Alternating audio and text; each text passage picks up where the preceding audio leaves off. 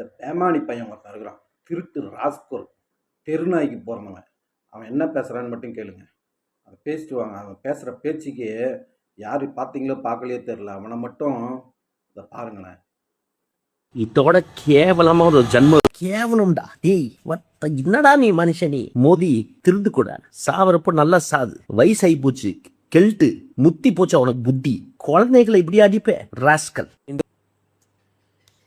ஓ பார்த்தீங்களா, இவனை சும்மா விடலாமா? இவ்வளோ தூரம் விட்டு வச்சுக்கிற மோடியை பற்றி பேசுறது இவனுக்கு என்ன தகுதி இருக்கா? இந்த நாய் எப்போ பாரு, இன்னைக்கு இல்லை, இவன் எப்பத்துலேருந்து இருக்கிறானோ அப்பத்துலேருந்து இந்த பிரச்சனையை, இந்த மோடியை, அமித்ஷாவும் பாஜகவை திட்டுறதே வேலையாக வச்சுருக்கான். அதே வேலையாக இந்த மாதிரி ஒரு கேவலமான ஒரு ஆளை இது வரைக்கும் இவ்வளோ நேரம் ஆகுது. அவன் அந்த பதிவை போட்டு கிட்டத்தட்ட 24 ஹவர்ஸ் ஆகுது. அவனை இது வரைக்கும் காவல்துறை கைது பண்ணல. இதே முதல்வர் குறித்து ஒரே ஒரு வார்த்தை சொன்னால் அடுத்த 1 மணி நேரத்தில் இந்த பியூஷ் மானிஷ் காணாமல் போயிருப்பான்.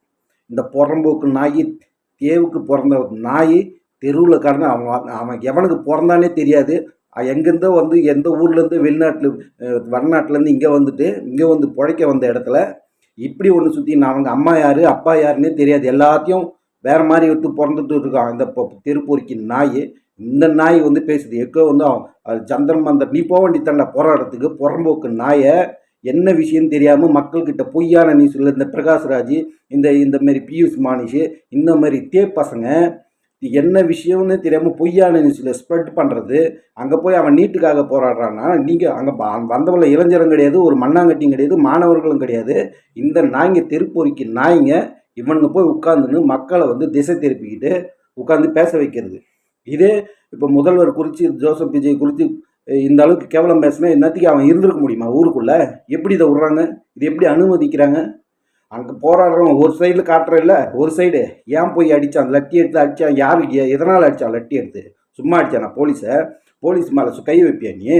போய் ஒருத்த நாடா பூச்சி மருந்து தெரிக்கிறான், ஒருத்த காரை எரிக்கிறான், ஒருத்த போலீஸை அடிக்கிறான். இதெல்லாம் பார்த்துட்டு சும்மா இருப்பாங்களா? இவ்வளோ நாள் அதை போராட விட்டது பெரிய தப்பு. இருந்தாலும் நீ நாடாளுமன்றத்தை நோக்கி திட்டமிட்டு செஞ்சது. இது வரைக்கும் இந்த வன்முறை நடக்க போகிறதுன்னு அமெரிக்கார்கள் இருக்கிறவங்களுக்கு முன்னாடியே சொல்லியிருக்கிறான்.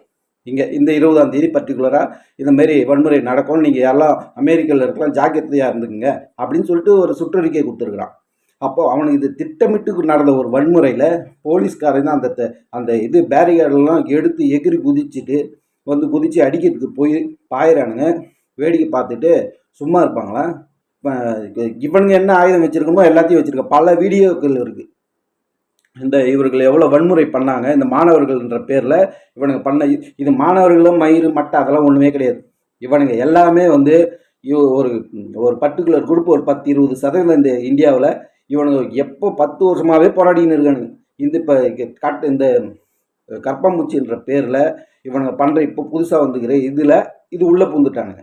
இதுக்கு முன்னாடி சிஐன்ற பேரில் பூந்தானுங்க, இப்போ இதில் பூந்துட்டானுங்க. பூந்துட்டு அடடா ஒரு விஷயம் நம்மளுக்கு கிடச்சிருக்குது, தக்காளி தொக்கு மாரி இறங்கி மேய்ஞ்சிடலாம் அப்படின்னு சொல்லிட்டு இந்த மாதிரி இந்த இன்ஃப்ளூயன்சர்ன்ற போகிற இவனெலாம் இருக்கிறான் பாரு, மதன் கௌரி, இந்த மாதிரி யூடியூபர், இந்த மாதிரி இந்த பாடுங்க இவனுங்கெல்லாம். அதாவது இந்த ஃபேஸ்புக்கு, இன்ஸ்டாகிராமு, இந்த அல்கோரிதம் என்னன்னா பார்த்தீங்கன்னா, நம்ம என்ன நியூஸ் போடுறோமோ அதை 10 பேர் பார்த்துட்டாங்கன்னா அதே 20 பேர் காட்டும், அதே 20 பேர் காட்டினா அதே 50 பேர் காட்டும். அதை பற்றியே நியூஸ் போட்டுக்கிட்டே இருந்தோன்னா அது அப்படியே காட்டிக்கிட்டே இருக்கும். இதை பயன்படுத்தி அங்கே இருக்கிற வெளிநாட்டில் இருக்கிறவங்களாம் காசை கொடுத்து இங்கே இருக்கிற இன்ஃப்ளூயன்சரை யூஸ் பண்ணுறது. இதுக்கு இந்த கரப்பாம்பூச்சிக்கு ஆதரவாக நியூஸ் போடுறது. இப்படி தான் இந்த விஷயத்தெல்லாம் பெருசாகிக்கிட்டு இருக்கானுங்க. அப்போ ஆக்சுவலாக பார்த்து பிரச்சனையே எதுவுமே இல்லை. எப்படிடா பிரச்சனை பண்ணுறது? இப்போ அமைதியாக இருந்தால் நான் எப்படி இருக்கிறது? ஏன்னா அதாவது பாவம் எல்லா விஷயத்துலையும் இந்த இத்தனை வருஷத்தில் 12-13 வருஷத்தில் இந்த தேசத்தை காப்பாற்றுற காங்கிரஸ் தான் என்னது குட்டி சிவராக போயிருக்கோம். எல்லாத்தையும் விட்டுட்டு அவருக்கு தீபாவளியோ லீவோ எடுக்காமல் ஒரு பிரதமர் 24 மணி நேரம் சிந்திச்சு இந்த தேசத்துக்காக வேலை பார்த்தா, தன் அம்மா கூட போய் கரெக்டாக போய் பார்க்காம 5 நிமிஷத்தில் வேலையை முடிச்சு திருப்பி தேசத்துக்கு கடமையாட்டுறதுக்கு வந்தால் இந்த புறம்போக்கு பசங்க கண்டமேனிக்கு திட்டிக்கிட்டு நீ உன் பிரச்சனை என்னவோ அதை பேசாமல் இந்த பியூஷ் மானிஷ் பேசினதுக்கு அவன் எங்கே இருக்கிறானோ அவனை தேடி போய் வைக்கணும். அவனை ரோட்டில் தெருநாய் அடிக்கிற மாதிரி அடித்து கொள்ளணும். இதுதான் என்னுடைய இவனுக்கு மாற்று கருத்து. ஒரு தேசத்தில் ஒரு பாரத பிரதமரையும் ஒரு உள்துறை அமைச்சரையும் இந்த அளவுக்கு பேசுகிறான்னா இவனை காவல்துறை சட்டப்படி பொதுமக்கள் இந்த மாதிரி பேசினா இந்த மாதிரி நடவடிக்கை எடுக்கணும். யோகி ஸ்டைலில் இவனுக்கெல்லாம் தண்டனை கொடுக்கணும். அப்போ தான் இவனுக்கெல்லாம் புத்தியே வரும். ஏன்னா ஒரு விளம்பரத்துக்காக, அதாவது நம்மளை எல்லாரும் பார்க்கணுன்றதுக்காக இவனே வந்து நம்ம வந்து சமூக போராளி இவனே அறிவிச்சுப்பான். இவன் ஒரு மண்ணாங்கட்டியும் பிடுங்குதில்லை. அந்த ரூமை விட்டு வெளியாகாமல் வீடியோ போட்டு சம்பாதிச்சுக்கின்னு இருப்பான். இந்த நாய் இவன் வந்து பாரத பிரதமர் பேசுகிறான். இதெல்லாம் நம்மளாம் பார்த்துட்டு இருக்கோம் பார்த்தீங்களா. அதுக்கு ஒரு 3000 பேர் 4000 பேர் லைக் போட்டு வச்சுக்கிறான், 1000 பேர் ஷேர் பண்ணி வச்சுருக்கான். இவனுக்கு எல்லாருமே தீவிரவாதிக்கு ஆதரவானாங்க, இவ்வளோ பேருமே. இதுதான் நீ என்ன விஷயத்தை பற்றி பேசணுமோ அதை பற்றி பேசாமல் இதுக்கு வந்து என்னமோ அவங்க தான் சொல்லி கொடுத்தாங்களா வந்து. ஏன்னா காவல்துறையை மேலே கை வைக்கலாமா? உனக்கு யார் ரைட்ஸ் கொடுத்தா? யார் உனக்கு ரைட்ஸ் கொடுத்தா? அவங்க பிரச்சனை, அவங்க நீ யார் அவங்க யாருன்னு தெரியாது. அவங்க என்னவோ அவங்க கடமையை செய்கிறாங்க. நீ போய் காவல்துறை மேலே கை வைப்பியா? இந்த இதில் இருக்கிறவங்களாம் வேலை வெட்டியே இல்லாமல் எல்லாம் சொகுசாக வாழ்கிறவனுங்க. அவனுக்கு வேலை வெட்டி இல்லாமல் அங்கே வந்து உட்காந்துன்னு இருக்கானுங்க. அவனுக்கு வருமானம்லாம் வந்துன்னு தான் இருக்குது. சொந்தமாக பிஸ்னஸ் செய்கிறான். இப்போ இவங்க வந்து செம்ம டைம் பாஸுக்கு வந்து அங்கே பிரியாணி போடுறான், ஹோட்டல் தேத்தான் தூக்கி அந்த கடை எவ்வளோ அங்கே வந்து சொகுசாக வாழ்ந்துன்னு இருக்கான். அவனுக்கு எந்த பெட்டில் படுத்துன்னு தூங்குறான், நல்ல பிரியாணி சிக்கன் பிரியாணி அங்கே துள்ளுறான், எவனோ எடுத்துன்னு வந்து கொடுக்குறான், கொட்டுறான். அதை சாப்பிட்டு சும்மா இருக்காமல் தேடி தான் வருவான். 3 வேளைக்கு சோறு போட்டு வாங்க அப்படின்னா வந்து உட்காந்து தான் இருப்பான். அவனுக்கு டைம் பாஸு. பிக் பாஸை பார்த்துனா இப்போ இங்கே வந்து பார்த்துன்னு உட்காந்துருப்பான். இவனுக்கு ஆதரவாக ஒரு குரல் இந்த யூடியூபரு, இந்தமாரி புறம்போக்கு பசங்க, நாதாரி பசங்க, இவனுக்கெல்லாம் பிஜேபிக்கு எதிராக, அதாவது எதிராக போராட்டம் பண்ணலாம், எதை வேணா செய்யலாம். ஆனால் இந்த மாதிரி விஷயங்கள் வந்து இந்தமாரி பேசுகிறான் பார்த்தீங்களா, அவதூறான கருத்துக்கெல்லாம் இது எக்ஸ்ட்ரீம் லெவலில் போனதுனால, இவனெல்லாம் நம்ம விட்டதுனால இன்னும் ஆளே இல்லைன்னு நினச்சிட்டு இருக்கான் அவன்.